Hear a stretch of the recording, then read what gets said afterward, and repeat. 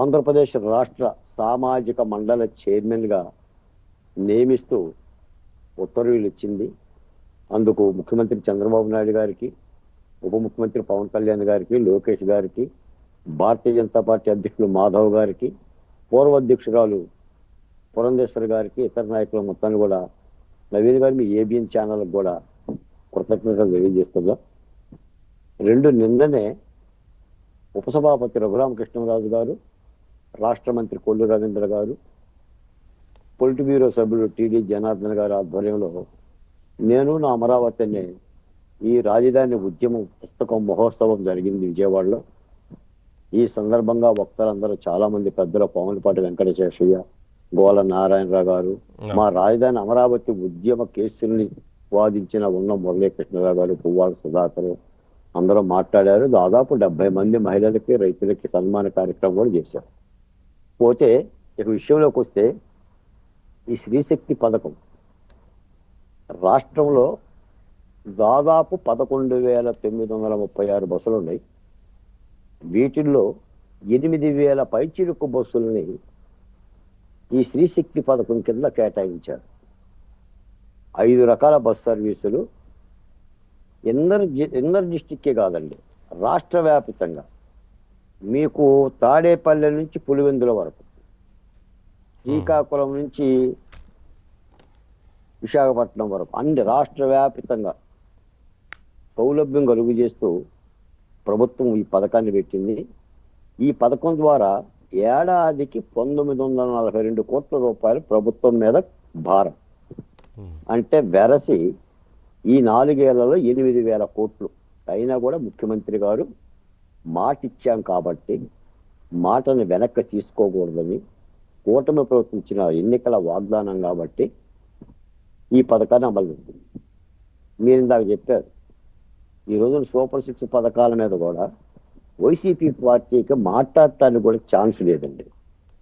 Super 6 పథకాలు super duper hit అనే చెప్తున్నా. అంటే నాకేదో పదవి ఇచ్చారని కాదండి.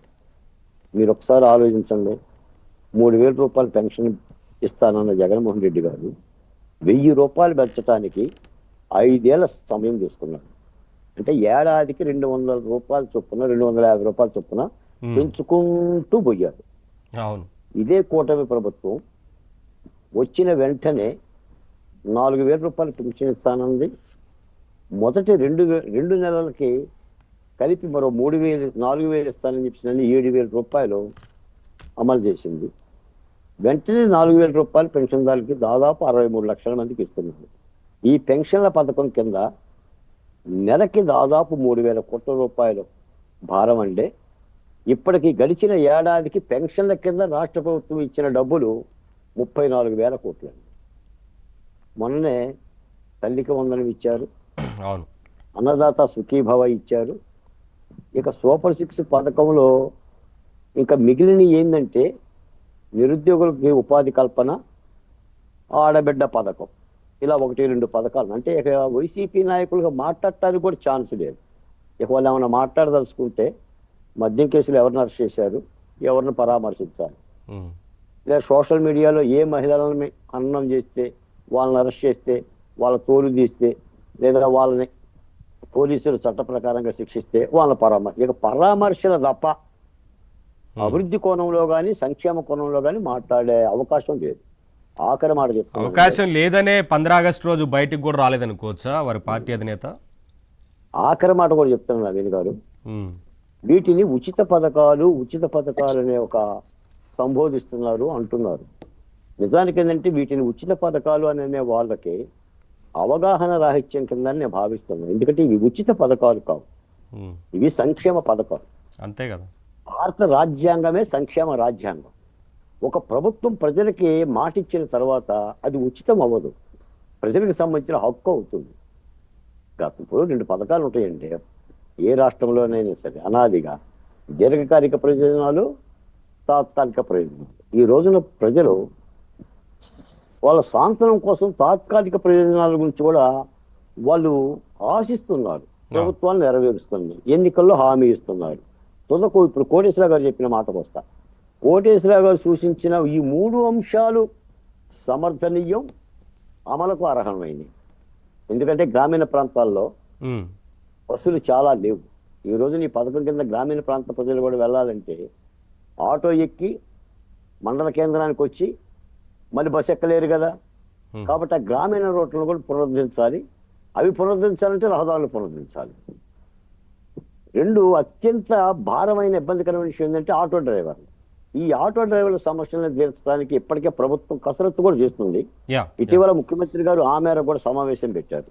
కాబట్టి పెద్దలు ఎలాంటి వాళ్ళు సూచించే సూచనలు కూడా మాలాంటి వాళ్ళం కూడా ప్రభుత్వం దృష్టికి తీసుకెళ్లాల్సిన అవసరం ఉంది తప్పనిసరిగా. ఏదేమైనా ఈ స్త్రీశక్తి పథకం విజయంతో జగన్మోహన్ రెడ్డి గారు కానీ వైసీపీ పార్టీ కానీ మాట్లాడే అవకాశం ఉంది. నేను ఆఖరి మాట చెప్తాను సార్. అన్నం గిన్నె ఆ రోజు మేము ఉద్యమంలో చెప్పాం. ఎన్టీఆర్ అన్నం గిన్నె అంటే 5 రూపాయలు పెట్టే అన్నం గిన్నెను కూడా వైసీపీ పార్టీ కాళ్ళతో దన్నిందండి. అంటే బువ్వను దన్నిందండి, పేదోడి బువ్వని. పోనీ ఇప్పుడు ఎన్టీఆర్ పథకం, ఎన్టీఆర్ అన్న క్యాంటీన్ రద్దు చేసావు. అప్పుడు నీ క్యాంటీన్ ఏమైనా పెట్టావా? కట్టలేదు కదా. అంటే ఆకలేసేవాడు అన్నాన్ని కూడా కాళ్ళతో దన్నిన విధానం గత 5 ఏళ్ళు చూసాం. ఇప్పుడు ఈ పథకాలన్నీ అమలుతో చంద్రబాబు నాయుడు గారు చాలా ముందుకెళ్తున్నారు.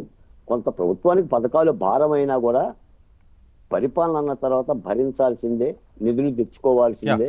ఏదైనా అభినందించాలి లేదా సైలెంట్ గా ఉండాలి, కానీ కావాలనే ఏది లేని దగ్గర ఏదో ఒక విమర్శ చేయాలన్న ప్రయత్నం చేస్తుంది వైసీపీ అనేది కనిపిస్తోంది. సరే, శిరీష గారు ఏం చెప్తారండి పథకానికి సంబంధించి? సరే, పక్కాగా అమలు చేసేందుకు